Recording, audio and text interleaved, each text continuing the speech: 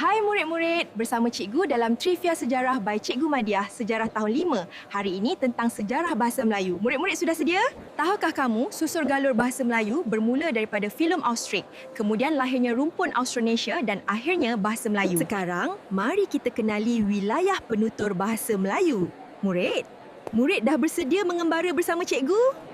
Wilayah penutur bahasa Melayu pertama ialah negara jiran kita, iaitu Indonesia. Cikgu berada di negara Indonesia. Sekarang, cikgu berada di negara wilayah penutur bahasa Melayu seterusnya, iaitu selatan Thailand. Selamat datang ke Thailand. Kini kita berada di negara Sri Lanka. Sri Lanka juga merupakan wilayah penutur bahasa Melayu. Pernah dengar Sri Lanka? Negara seterusnya, Taiwan. Kita di negara penutur bahasa Melayu. Dan akhir sekali, kita kenali negara wilayah seterusnya iaitu Singapura. Ianya negara jiran Malaysia. Kamu pernah ke Singapura? Itulah semua antara wilayah penutur bahasa Melayu. Kamu semua boleh ulang tak? Jika ya, tuliskan 5 wilayah tersebut di ruangan komen. Jangan lupa share video ini untuk manfaat rakan lain serta like dan follow. Jumpa lagi. Bye-bye.